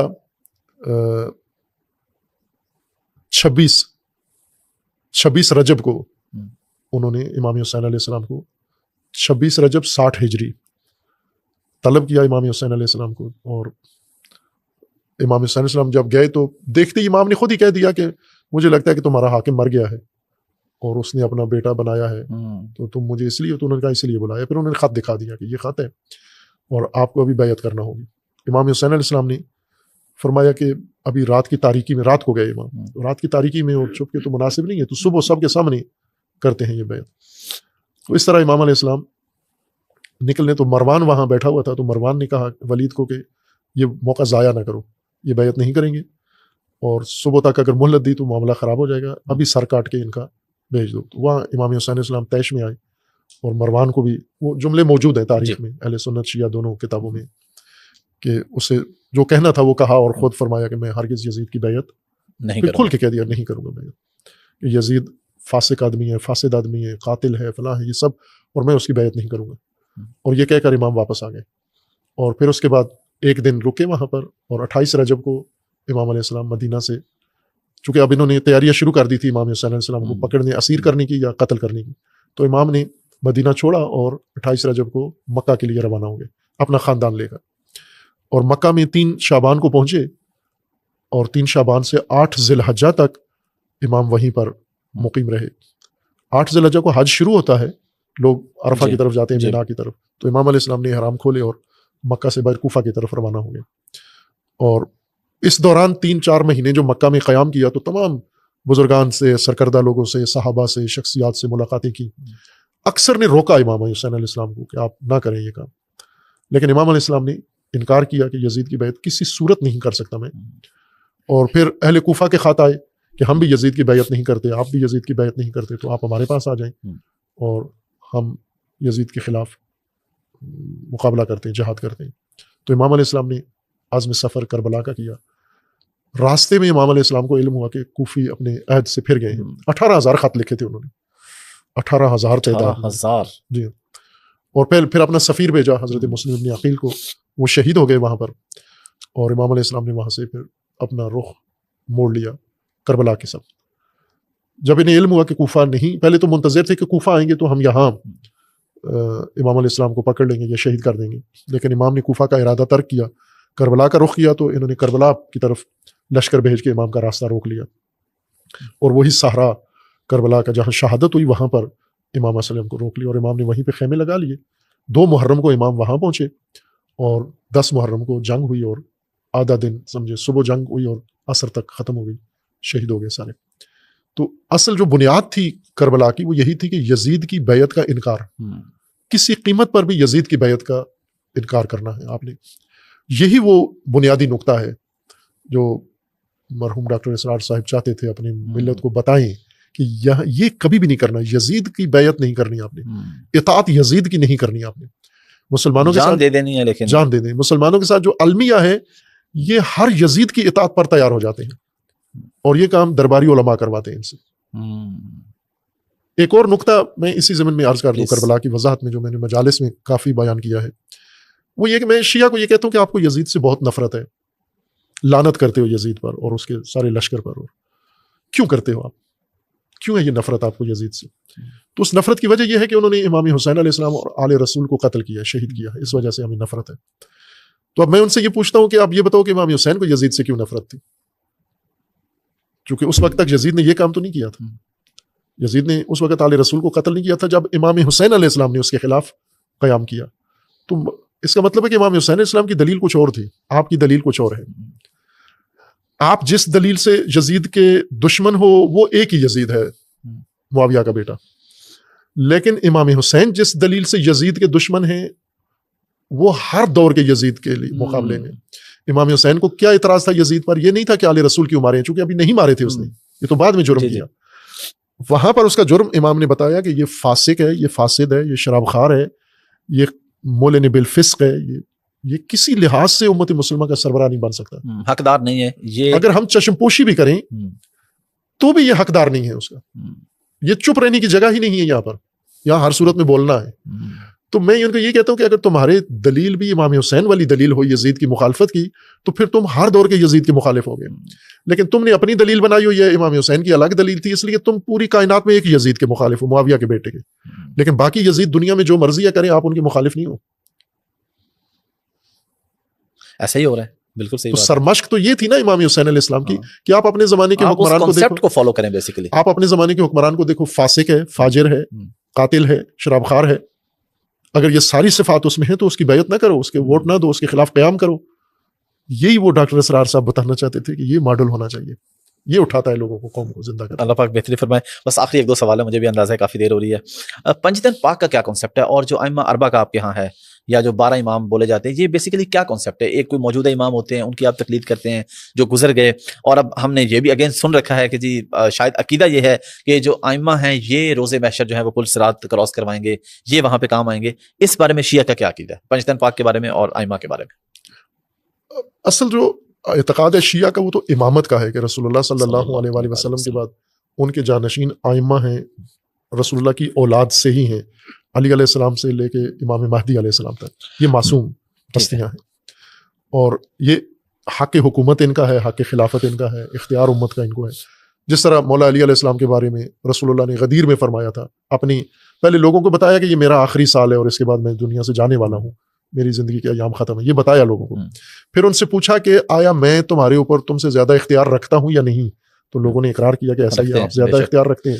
تو پھر فرمایا کہ فمن کنت مولا ہوں فہذا علی مولا ہوں, تو اگر میں تمہارا مولا تھا تو اب علی تمہارے مولا ہے. یعنی مولا کا مطلب ہوتا ہے صاحب اختیار, وہ سرپرست, وہ متولی جس کے پاس اختیار ہے آپ کا. تو آپ کی زندگیوں کا اختیار, آپ کے تمام امور کا اختیار پہلے میرے پاس تھا, اب علی کے پاس ہے. یہ سند ہے شیعہ کے پاس کہ اس دلیل سے مولا علی حاکم. اور یہ اہل سنت کی کتابوں میں بھی ہے, صحیح حدیث ہے, متواتر حدیث ہے, مسلم حدیث ہے. یہ بالکل ہے, بلکہ مولانا طارق جمیل صاحب نے اس پہ بڑا واضح کہا اور بڑا کیا, اور اپنے ہی لوگوں نے خیر دے, انہوں نے سمجھے جہاد کیا ہے مولانا طارق جمیل صاحب نے. دیکھیں پاکستان میں کوئی عالم نہ شیعہ نہ سنی طارق جمیل, مولانا طارق جمیل حفظہ اللہ کی شہرت نہیں پا سکا, کوئی سوچ بھی نہیں سکتا. بالکل, جو مقام عزت اللہ نے ان کو دی ہے وہ انہیں کو, اور ہر مسلک کا آدمی, ہر طبقہ ان کی. لیکن انہوں نے جب حق کہنے کی بات آئی نا, تو انہیں پتا تھا, یوں نہیں کہ نادانستگی میں ان سے ہو گیا, انہیں پتا تھا کہ خوب میں یہ بات کروں گا یہ بعضوں کو پسند نہیں آئی. انہوں نے اپنی جس تقریر میں یہ حدیث پڑھی ہے وہیں مجمع کو کہا کہ مجھے لگ رہا ہے تمہیں پسند نہیں آ رہی, تمہارے چہرے بتا رہے ہیں کہ تمہیں علی کو مولا کہنا پسند نہیں آ رہا. اسی وقت انہوں نے پڑھ لیا, اور پھر اس کے بعد ان کے اوپر جو کچھ ہوا نازل ہوا, لیکن وہ الحمدللہ اللہ نے استقامت دی اور قائم ہے, اور یہ حق انہوں نے بیان کر دیا. ظاہر ہے کہ وہ اہل سنت کی حدیث ہے, اہل سنت کی کتابوں میں ہے, وہاں سے انہوں نے پڑھ کے ان کو سنائی گئی. جب ہے یہ حدیث تو مانو اس کو. اور جو اس سے بھی بڑی بات انہوں نے کی وہ یہ ہے کہ مولا کا معنی یہاں پر دوست نہیں ہے, مولا کا مطلب سرپرست ہے. یہ اصل انہوں نے جو جہادی بات کی ہے نا وہ یہ ہے. چونکہ بعضوں نے کہا نا کہ یہاں مراد دوست، مولا سے مراد دوست ہے جی، حاکم نہیں ہے، تو انہوں نے کہا نہیں، مولا سے مراد سرپرست ہے. خوب، یہ حدیث ہے یا اس طرح کی دلیلیں ہیں کہ اس دلیل سے شیعہ کے نزدیک رسول اللہ کے جانشین اہل البیت علیہ السلام ہیں. اب پنج تن پاک جو ہیں یہ آیہ مباہلہ کی وجہ سے ہیں. آیہ مباہلہ میں جب مسیحی نجران کے جب آئے رسول اللہ صلی اللہ علیہ وسلم کے پاس تو حضور نے انہیں سمجھانا چاہا، وہ چند دن رکے لیکن نہیں جب مان رہے تھے تو پھر اللہ نے آیت نازل کی کہ قل تعالوا، کہ آپ آؤ اور ہم مباہلہ کرتے ہیں، نبتہل، ہم مل کر مباہلہ کرتے، تعالوا ندعو ابناءنا و ابناءکم و نساءنا و نساءکم و انفسنا و انفسکم، یعنی تم اپنے بچے لو ہم اپنے بچے، تم اپنی عورتیں لو ہم اپنی عورتیں، تم اپنی نفوس لو ہم اپنی نفوس لاتے. تو اب رسول اللہ جو لے کر گئے، یعنی دو موقع ایسے تھے روایات میں ہے اہل سنت کی کتابوں میں کہ جہاں امت میں بہت اضطراب تھا صحابہ میں کہ کس کو چنتے ہیں. ایک جب خیبر کے موقع پر رسول اللہ نے فرمایا تھا کہ کل میں ایسے کو علم دوں گا جو کرار ہوگا فرار نہیں ہوگا. تو سارے صحابہ رات بھر جاگتے رہے کہ کل ہمیں پتہ نہیں علم ملتا ہے یا نہیں ملتا. حضرت عمر سے روایت ہے کہ وہ فرماتے میں ساری رات مضطرب رہا کہ صبح، اور حسرت تھی، کبھی بھی زندگی میں اتنی خواہش نہیں ہوئی جتنی اس دن میرے اندر تھی کہ اے کاش یہ علم مجھے مل جائے کل، لیکن وہ مولا علی کو مل گیا. اور ایک یہ رات تھی جس میں رسول اللہ نے اعلان کیا ان کو کہ تم اپنے بچے لو ہم اپنے بچے، تم اپنی نفوس لو. تو یہ اب تھا کہ رسول اللہ کس کو لے کے جاتے ہیں، چونکہ رسول اللہ کا تو بیٹا کوئی نہیں تھا، کس کو لے کے جائیں. تو دوسرے دن جب لوگوں نے دیکھا تو وہ امام حسن و امام حسین جو چھوٹے دو بچے تھے، یہ دونوں حضور کے پاس تھے، اور بی بی فاطمہ زہرا سلام اللہ تعالیٰ علیہ اور امیر المومنین، یہ 5 ہستیاں، اور اوپر ردا اڑی ہوئی تھی رسول اللہ نے. اور اسی وقت رسول اللہ نے یہ فرمایا تھا کہ اللہم ہؤلاء اہل بیتی تحت القصا، یہ جو قصا کے نیچے یہ میرے اہل البیت ہیں، یہ 5، یعنی خود 5ویں شخصیت وہ خود تھے، اور مولا علی اور بی بی زہرا سلام اللہ تعالیٰ علیہ اور امام حسن و امام حسین. تو یہ 5 تن وہاں سے مستند ہیں کہ یہ 5 شخصیتیں، 5 ہستیاں وہ ہیں جو امت سے منتخب کی گئی ہیں. اور پھر آگے جو ماجرا گزرا اور نجران نے دیکھا تو ان ہستیوں کو دیکھا تو پشیمان ہو گئے کہ ہم مباہلہ نہیں کرتے، ہم تباہ ہو جائیں گے، اور تسلیم ہو گئے. جو اصل بنیاد ہے وہ امامت کی ہے کہ امام 12 ہیں، امام علی سے لے کے امام مہدی علیہ السلام تک. یہ تشیع کا اصل امامت کا بنیادی تصور ہے یہ. ٹھیک ہے. اور انہی کی تعلیمات جو ہیں وہ شیعہ ان کے مطابق، یعنی رسول اللہ صلی اللہ علیہ وآلہ وسلم سے اہل البیت نے جو کچھ بیان کیا ہے وہ یہ مانتے ہیں. اس کا یہ مطلب نہیں کہ صحابہ سے نہیں مانتے، صحابہ سے جو روایات ہیں رسول اللہ کی شیعہ وہ بھی تسلیم کرتے ہیں. شیعہ کی کتب بھری ہوئی ہیں وہ روایات جو رسول اللہ صلی اللہ علیہ وآلہ وسلم سے مروی ہیں اور صحابہ کے ذریعے سے ہیں. ٹھیک ہے. وہ روایات جو ائمہ اہل البیت علیہ السلام کے ذریعے سے ہیں. تو یہ اصل تشیع کا جو ڈھانچہ ہے، بنیاد ہے، یہ ہے اس بات پر. ایک اور حصہ بھی تھا آپ کے سوال کا کہ آخرت میں جو پل صراط پہ جو یہ ائمہ ہیں، یہ وہ تو پہلے اشارہ ہو گیا ہے. ٹھیک ہے. کہ ائمہ اہل البیت علیہ السلام کو وسیلہ مانتے ہیں شیعہ، یعنی جو قرآن نے معیار ذکر کیا ہے وہ آخرت کا، نجات کا، جنت کا، جو قرآن نے، اور وہ ہے ایمان اور عمل صالح. ایمان و عمل صالح یہ ضروری نصاب ہے نجات کا. ٹھیک ہے. اس پہ کوئی کمپرومائز نہیں ہے. ٹھیک ہے. یعنی یہ نہیں کہتے کہ اگر کسی نے عمل صالح نہیں کیا، مومن نہیں بھی ہوا، اور کسی شخصیت نے اس کو پل پار کرا دینا ہے، نہ، یہ تصور نہیں ہے. ٹھیک ہے. یہ بعض اوقات ممکن ہے کسی کے سننے سے آ جائے، جیسے غوث پاک کے بارے میں بھی کہتے ہیں جی اس طرح کی کہ نہ ایمان ضروری ہے اور نہ عمل صالح ضروری ہے. تو کہانی ہے، بلکہ وہ تو یہ کہتے ہیں کہ ایک شخص مر گیا اور ملائکہ اس کو لے کے جا رہے تھے اور بیچ میں غوث پاک آ گئے، انہوں نے کہا کہ یہ تو میرا ماننے والا ہے، اور چھڑا لیا. تو ملائکہ نے اللہ سے کہا کہ اللہ یہ ہم سے بندہ چھڑانا چاہتے ہیں. تو اللہ نے کہا کہ کون چھڑا رہا ہے؟ تو انہوں نے کہا اس کا نام عبد القادر ہے. تو اللہ نے کہا اس کو رہنے دو، وہ ڈاڈا ہے، مجھ سے بھی تکڑا ہے. نعوذ باللہ. اس طرح کی وہ مبالغے اور اس طرح کی باتیں غلوب ہے نا، یہ غلوب ہے. اس طرح کی ممکن ہے کوئی شیعہ بھی کرتا ہو، لیکن یہ درست نہیں ہے. شیعہ کے نزدیک نجات آخرت کا راستہ وہی ہے جو قرآن نے ذکر کیا ہے، ایمان اور عمل صالح، یہ معیار ہے قرآن کا.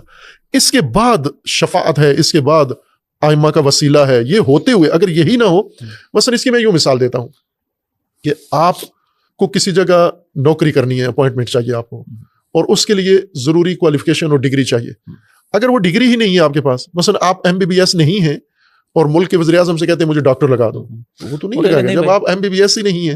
MBBS ہے تو چلو سفارش کر کے سفارش سے بس بہت سارے MBBS ہیں تو ان میں سے آپ کو لگا دیتے ہیں, لیکن آپ MBBS ہی نہیں ہیں تو آپ کو کہیں گے چونکہ وزیر اعظم ہمارا ہے لہٰذا یہ ہمیں پار کرا دے گا. نا, یعنی ایمان اور عمل صالح ضروری ہے. ایمان و عمل صالح یہ ضروری کوالیفیکیشن ہے. یہ اس کے بعد وسیلے توسل شروع ہوتا ہے. اگر ایمان ہی نہیں ہے, عمل صالح ہی نہیں ہے, یعنی انسان ایمان بھی رکھتا ہے, عمل صالح بھی کرتا ہے, ساتھ جرم بھی کرتا ہے, گناہ بھی کرتا ہے. ہم ایسے ہی ہیں نا سارے, ایمان بھی ہے, عمل بھی کرتے ہیں, لیکن ساتھ غلط کام بھی کرتے ہیں ہم. تو یہ جو ہم غلط کار لوگ ہیں, ہمیں وہ توسل وہاں مدد دے گا. یہ شیعوں کا اعتقاد ہے. لیکن اس کی جگہ نہیں ہے کہ ایمان کی جگہ بھی یہ ہے اور عمل صالح کی جگہ بھی یہ ہے. عمل صالح و ایمان ضروری ضابطہ, اصل وہ ایمان و عمل صالح ہے. علامہ صاحب شیعہ اور سنی کی طلاق کے کیا مسائل ہیں؟ طلاق کا کیا فرق ہے؟ آپ کے ہاں کیا ہے؟ سنیوں کے ہاں تو ان کے ہاں بھی پھر مختلف ہے کہ 3 ایک وقت میں ایک ہے یا 3 الگ الگ ہے, لیکن بیسیکلی شیعہ کے ہاں طلاق کا کیا ہے؟ اور جو ملٹیپل میرجز ہیں اسلام میں 4 شادیاں, تو کیا اہل تشیع بھی اس عقیدے کو مانتے ہیں؟ اور موجودہ دور میں آپ کیا سمجھتے ہیں کہ یہ بالکل ہے, اہل شیعہ فقہ کے اندر بھی 4 شادیاں جائز ہیں, آپ کر سکتے ہیں شرائط کے ساتھ کہ اگر ان کے حقوق پورے کر سکتے ہیں, ٹھیک ہے, اگر ان میں انصاف عدل قائم کر سکتے ہیں تو آپ کر سکتے ہیں. اور دوسری تیسری شادی کے لیے پہلی بیوی کی شرط نہیں ہے ضروری, ٹھیک ہے, اس کی اجازت کے بغیر کر سکتے ہیں. ٹھیک ہے, یہ تو پاکستان میں ایک شرط لگا دی گئی ہے, اس کا شریعت سے کوئی تعلق نہیں ہے, بلکہ خلاف ہے, شریعت کے خلاف ہے کہ پہلی بیوی سے اجازت لے کے پھر آپ دوسری شادی کریں. تو یہ تو کہیں بھی نہیں ہے. 4 شادیاں کر سکتے ہیں آپ, اور بیک وقت 4 شادیاں ہیں, ٹھیک ہے. لیکن اگر طلاق دے کے کرنا چاہیں تو پھر مثلا ایک کو طلاق دے کے آپ 5ویں کر لیں, ٹھیک ہے, 2 کو طلاق دے کے 2 اور شادیاں کر لیں, تو اس طرح اسکور بڑھتا رہے گا. ٹھیک ہے, لیکن ایک ٹائم پہ آپ 4 کر سکتے ہیں آپ شادیاں, اجازت ہے. طلاق کے لیے یہ ہے کہ آپ, طلاق 2 طرح کی ہے. ایک طلاق ہے جس کو طلاق رجعی کہتے ہیں, یعنی طلاق دینے کے بعد شوہر رجوع کر لیتا ہے. ٹھیک ہے, رجوع کا مطلب یہ ہے کہ نکاح کیے بغیر دوبارہ اسے اپنی بیوی بنا لے. ٹھیک ہے, اس نے طلاق دی, طلاق پوری شرائط کے ساتھ دی اگر, ٹھیک ہے, چونکہ آج کل جو پاکستان میں طلاق ہے, خصوصاً اہل سنت جس کو طلاق گردانتے ہیں, تو اس میں طلاق کی شرائط عموماً نہیں ہوتی. بس شخص نے غصے میں آ کے کہہ دیا تجھے طلاق ہے, تو بس وہ کہتے ہیں طلاق ہو گئی. ایسا نہیں ہے. طلاق کے لیے گواہ کی ضرورت ہے, طلاق کے لیے صیغہ طلاق جاری ہونا ہے, طلاق کے لیے دیکھنا ہے کہ عورت کس حالت میں ہے, طہر میں ہے یا نہیں ہے, وہ ساری شرائط ہیں. وہ حاملہ تو نہیں ہے, ایام ماواری میں تو نہیں ہے, یہ ساری شرائط طلاق کی شرائط ہیں. ایسے ہی کسی جگہ غصے میں ٹیلی فون کر دیا, لڑائی کے دوران غصے میں طلاق, وہ نہیں, وہ طلاق ہوتی نہیں ہے, وہ تو رجعی بھی نہیں ہے. لیکن اگر تمام شرائط کے ساتھ کسی نے طلاق دے دی تو یہ ایک طلاق شمار ہوگی, اور اس کے پاس مہلت ہے عدت میں. جب تک عورت عدت میں ہے اس دوران یہ اگر اس کو دوبارہ بیوی بنا لے تو یہ دوبارہ نکاح کی ضرورت نہیں ہے, یہ پھر اس کی بیوی. اور عدت کے دوران اپنے شوہر کے گھر میں رہے گی, عدت وہیں گزارے گی, جس گھر میں اس کو طلاق ہوئی اسی میں گزارے گی, اس کو نکال نہیں سکتا شوہر. ٹھیک ہے. اگر یہ عدت گزار لیتی ہے, یا شخص رجوع اگر عدت گزار لیتی ہے, گزر جاتی ہے, بس یہ طلاق ہو گئی, آپ دوبارہ اگر یہ اس سے شادی کرنا چاہتے ہیں اسے نکاح کرنا ہوگا. ٹھیک ہے, اسی عورت کے ساتھ. اس میں حلالہ نہیں ہے, اس میں نہیں ہے حلالہ. ٹھیک ہے, اس سے نکاح کرے گا, دوبارہ اسے شادی کر لے گا. ٹھیک ہے. اگر ایک شخص ایسا ہے جس نے طلاق دی عورت کو, پھر رجوع کر لیا, ٹھیک ہے, رجوع کر کے پھر اس کو غصہ آیا یا کچھ ہوا, پھر اس نے طلاق دی دوسری دفعہ کچھ عرصے بعد, ٹھیک ہے, پھر رجوع کر لیا, ٹھیک ہے, پھر گھر میں لے آیا, زندگی گزرتی رہی, کچھ مہینے سال بعد پھر اس نے طلاق دے دی اس کو, اب نہیں رجوع کر سکتا. ٹھیک ہے, 3 کے بعد رجوع نہیں ہے, نہیں ہے. تیسری طلاق اگر ہو گئی تو اب رجوع نہیں کر سکتا. ٹھیک ہے, یہ طلاق بائن, یہ عورت ختم ہو گئی. ٹھیک ہے, اب اس سے نکاح بھی نہیں کر سکتا. نکاح سے کے لیے ضروری ہے حلالہ کرے, یعنی یہ عورت اب کسی اور سے شادی کرے, پھر اس سے طلاق لے اور اس کی عدت بیٹھے, اس عدت کے گزرنے کے بعد اس پہلے شوہر سے شادی کر سکتی ہے. اور یہ حلالہ آپ کے نزدیک بھی حرام ہے اس نیت سے کرنا, اس شرط میں, اس شرط میں اگر نیتاً حلالہ ہو رہا ہے کہ ٹھیک ہے میں کہیں اور جاتی ہوں, طلاق لے کے آ جاتی ہوں, تو آپ کے ہاں یہ جائز ہے یا ناجائز ہے؟ یعنی اگر اس کے ذہن میں یہ ہے کہ میں اس مرد سے شادی کروں اور پھر طلاق لے کے پھر اس پہلے سے کر لوں, ذہن میں یہ ہو اس کے, بے شک اس سے کوئی فرق نہیں پڑتا کہ میں اس سے شادی کر لوں, بلکہ اس سے طے کر لے کہ میں تیرے ساتھ شادی کروں گی, تیری بیوی بنوں گی, پھر تو مجھے طلاق دے گا, پھر میں اس سے شادی کر لوں گی. اس سے جو فارمیلٹی پوری ہو جاتی ہے. اہل تشیع کے ہاں یہ جائز ہے, اس میں ہاں وہ فارمیلٹی پوری ہو جاتی ہے. اچھا علامہ صاحب, آج کل ہم دیکھ رہے ہیں کہ ہماری نوجوان نسل ہے بہت زیادہ وہ ایتھیسٹ ہو رہے ہیں, خدا کے وجود کا انکار کر رہے ہیں اور عجیب عجیب باتیں کر رہے ہیں. کل آپ کے ساتھ ملاقات میں آف دی ریکارڈ یہ بات ڈسکس بھی کہ لوگ آپ کے پاس یہ سوال بھی لے کے آتے ہیں جی ہمارے ذہن میں یہ آتا ہے نعوذ باللہ کہ جی ہم سب کو تو اللہ نے بنایا, تو اللہ کو کس نے بنایا؟ تو اگر کسی آدمی کے ذہن میں یہ خیال آتا ہے تو کیا وہ دائرہ اسلام سے خارج ہو جاتا ہے؟ یہ ایسا ہی ہے. اس وقت ہماری جوان نسل تعلیم یافتہ تعلیمی اداروں کے اندر جو اس وقت مشغول ہیں, یا جو تعلیم یافتہ ہیں اور ملازمتوں میں ہیں ملک کے اندر باہر, جو میڈیا کے ساتھ کنیکٹ ہیں, ان کے اوپر ایک یلغار ہے اس وقت، نظریاتی یلغار ہے، چونکہ یہ پختہ نہیں ہے، بنیاد اپنی نظریاتی نہیں ہے. ہمارا تعلیمی نظام بھی ایسا ہے کہ جو نظریاتی بنیاد نہیں بناتا، صرف ڈگریاں دیتا ہے اور تھوڑی سی مہارتیں ان کے اندر پیدا کر دیتا ہے جس سے ملازمت کے قابل ہوتے ہیں، ورنہ ذہن نہیں بنتے ان کے. اور خصوصاً جو ہمارے علوم ہیں، سوشل سائنسز اور ہیومینٹیز، وہ تو پاکستان میں متروک اور ختم ہی ہو چکے ہیں. ہم نیچرل سائنسز کو زیادہ ترجیح دیتے ہیں، اور نیچرل سائنسز سے تو ظاہر ہے کہ انسان یہ نہیں سیکھتا کہ یہ کائنات کیسے بنی ہے اور کس نے بنائی ہے اور کیوں بنی ہے. تو یہ چیزیں جو آج خلا ہے، یہ ہمارے ضعف ہے نظام تعلیم کا. اور ہمارا مذہبی نظام بھی ناکام ہے اس سلسلے میں کہ ہمارے مذہبی نظام نے زیادہ فرقہ واریت تعلیم دی ہے، فرقے پڑھائے ہیں، دین نہیں پڑھایا. اگر دین پڑھایا ہوتا انہوں نے تو آج مسلمان بہت مضبوط ہوتے، یا کم از کم ہماری دینی مجالس ہیں. میں اکثر شیعہ علماء ذاکرین سے یہ کہتا ہوں کہ اگر آپ اپنی دینی مجالس کو دینی ہی بناؤ اور ان کے اندر دین پیش کرو، ائمہ اہل البیت علیہ السلام کی تعلیمات کو پیش کرو، تو ناممکن ہے کہ کوئی تعلیم یافتہ جوان بہک جائے، ان مغالطات میں آ جائے اور ان بہکاووں میں آ جائے. وہ اس کی نظریاتی بنیاد بناؤ آپ.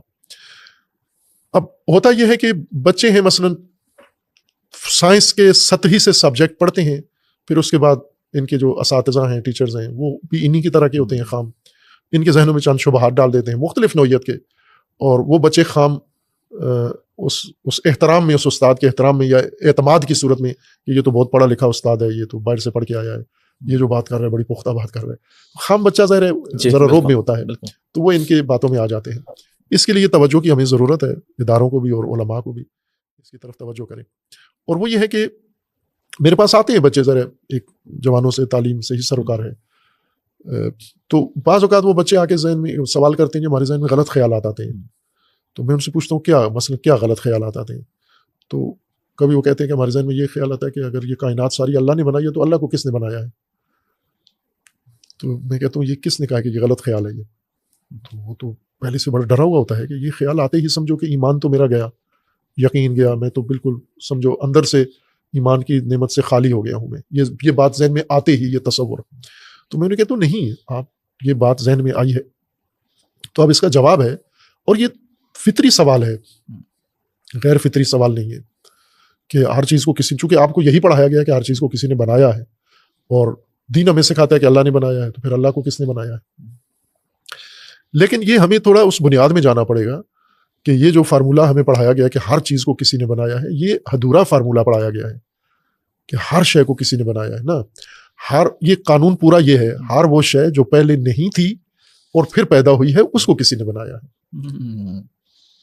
یہ تھا پورا سوال، یہ تھا کہ ہر وہ چیز جو پہلے نہیں تھی اور پھر پیدا ہوئی ہے اس کو کسی نے بنایا ہے، اس کا ڈھونڈو کس نے بنایا ہے. لیکن اللہ تبارک و تعالیٰ کی ذات کے بارے میں یہ تصور ہی نہیں ہے کہ وہ پہلے نہیں تھا اور پھر وجود میں آیا ہے. اللہ کی ذات قدیم ہے، ازلی ہے، یعنی یہ فرض نہیں ہے کہ اللہ بھی نہیں تھا، کوئی ایسا دور وقت ایرا ایسا گزرا ہے کہ جس میں اللہ بھی نہیں تھا پھر اللہ پیدا ہوا پھر اللہ نے کائنات پیدا کی. نہ، یہ تصور غلط طریقے سے ہمارے ذہن میں آ گیا ہے. جیسے مثلا جو چیز گیلی ہے تو دیکھا جاتا ہے کس سے گیلی ہوئی ہے. مثلا یا فرش گیلا ہے یا میز گیلی ہے تو آپ پوچھتے ہیں کہ یہ کیسے گیلی ہوگی. پانی کے بارے میں تو کبھی آپ نے پوچھا یہ پانی کیسے گیلا ہو گیا؟ چونکہ جو چیز خشک تھی اپنی ذات میں گیلی نہیں ہے لیکن اب گیلی ہے تو ہمیں اس کے بارے میں پوچھنا ہے کہ کیسے گیلی ہوئی. لیکن جو پیدائش میں، جو اپنی بناوٹ میں، جو اپنی ہستی میں ہے ہی گیلی، اس کا تشخص یہی ہے کہ اس نے گیلا ہونا ہے، تو اس کے بارے میں ہم کیا پوچھیں گے؟ مثلا یہ کمرہ گرم ہے تو ہم پوچھتے ہیں یہ گرم کیسے ہوا، لیکن آگ کیسے گرم ہے یہ تو نہیں ہم پوچھیں گے، تو اس کی تو ذات میں ہے گرمائش ہے. تو یہ وہ چیز ہے جو ہم اپنے بچوں کو بتانا بھول جاتے ہیں. وہ بچے سنی سنائی دیکھا دیکھی میں کہتے ہیں ہر جو کچھ ہے اس کو کسی نے بنایا ہے، تو پھر اللہ کو کس نے بنایا ہے؟ نہ، ہر جو نہیں تھا اور پیدا ہوا ہے اس کو کسی نے بنایا. علامہ صاحب آج کل ہم سوشل میڈیا پہ دیکھتے ہیں کہ بہت سی باتیں حضرت علی سے منسوب ہوتی ہیں رضی اللہ تعالیٰ عنہ کہ جی یہ، تو ہمیں یہ کیسے پتہ چلے کہ یہ واقعی ان کی کہی بات ہے یا نہیں ہے؟ اب آپ دیکھیں کہ لوگ میرے خیال خود سے جملے لکھتے ہیں، نیچے نام لکھ دیتے ہیں. ایسا ہی ہے، ایک شعر جو بھی سنے یا علامہ اقبال یا مرزا غالب کا ہوتا ہے جی جی یا ایک دور تھا فراز کے ساتھ جو حشر کیا اس قوم نے، اور پھر اس کے بعد ہے کہ جو کوئی پنساری کا نسخہ ہے تو وہ حکیم لقمان جی بالکل سے منسوب ہو جاتا ہے، جو کوئی فلسفی نوعیت کی بات ہو وہ افلاطون ارسطو سے منسوب ہو جاتا ہے. تو یہ ایک پاکستان کے اندر ہے، چونکہ میں نے جیسے اشارہ کیا نا کہ پاکستان میں ایک بہت بڑا قحط ہے، وہ ہے سوشل سائنسز کا، ہیومینٹیز کا، فلسفہ، منطق، ہستی شناسی، یہ وہ چیزیں ہیں جو سماجیات یہ نہیں پڑھائی جاتی، اور اس وجہ سے ہمارے اساتید بھی، ہمارے اسکالرز بھی، ہمارے اسٹوڈنٹس بھی، ہمارے علماء بھی بنیادیں کھوکھلی ہیں ان کی. یہ اس چیز کا نتیجہ ہے. اگر ہم یہ پڑھاتے نا تو پھر یہ چیزیں نہیں ہونی چاہیے تھی کہ کوئی اچھی بات ملتی ہے تو آپ، یعنی چونکہ آپ کے پاس تحقیق کا کوئی ہے ہی نہیں ہے، رجحان نہیں ہے. ہماری تعلیم کی بنیاد تحقیق نہیں ہے، ہماری میڈیا کی بنیاد تحقیق نہیں ہے. آپ اپنے ریگولر میڈیا کو دیکھیں، آپ سوشل میڈیا کو دیکھیں، کتنے آپ کے اینکرز یا اسکالرز ہیں جو تحقیق لے کر آتے ہیں، وہ نایاب ہیں جو تحقیق لے کر آتا ہوں. اکثر ایسے اینشینٹ مکھی پہ مکھی مارنا، اس طرح کی باتیں آ کے ٹائم پورا کر کے چلے جاتے ہیں. ممبر پہ جو لوگ بیٹھتے ہیں وہ تحقیق لے کر نہیں آتے. مزے کی بات ہے کہ ہم نے ایک کانفرنس کروائی تھی وحدت امت میں صحابہ کا کردار، اصحاب رسول نے امت کو متحد رکھنے میں کیا کردار ادا کیا. تو میرے خیال میں کوئی 50 کے قریب وہ تھے اسکالر جنہوں نے تقریریں کی ہیں، 40-50 تھے. کسی ایک نے بھی نہیں بتایا کسی ایک صحابی کا نام لے کے کہ صحابہ نے کیا کردار ادا کیا. تو آخر مجھے معذرت کے ساتھ کہنا پڑا کہ جو موضوع کے بارے میں بھی تو کچھ بولیے آپ کہ صحابہ نے کیا کردار ادا کیا وحدت امت میں. اب تحقیق ہی نہیں ہے، مطالعہ نہیں ہے، وقت ہی نہیں ہے. ادھر سے میسج آتا ہے آگے فارورڈ کر دیتے ہیں، ادھر کا میسج آتا ہے ادھر فارورڈ کر دیتے ہیں. اب علی علیہ السلام کے اقوال ہیں یا نہیں ہیں، تو یہ تو بہت آسان ہے، چونکہ آپ کے پاس PDF نسخے ہیں، آپ کے پاس ڈیجیٹل نسخے ہیں کتابوں کے. امیر المومنین کے جو کلمات خطابات فرامین کی 2 کتابیں ہیں. ٹھیک ہے. ایک نہج البلاغہ ہے، بالکل ترجمہ شدہ ہے، بالکل ہر فارمیٹ میں ہے، پرنٹڈ فارمیٹ میں ہے، ڈیجیٹل میں ہے، بالکل PDF میں ہر طرح آپ کو مل جاتا ہے. آپ اس میں، اور سرچیبل بھی ہیں بعض، آپ سرچ ڈالیں اس میں لفظ لکھیں آپ کو پتہ چل جاتا ہے. اور دوسرا ہے غرر الحکم.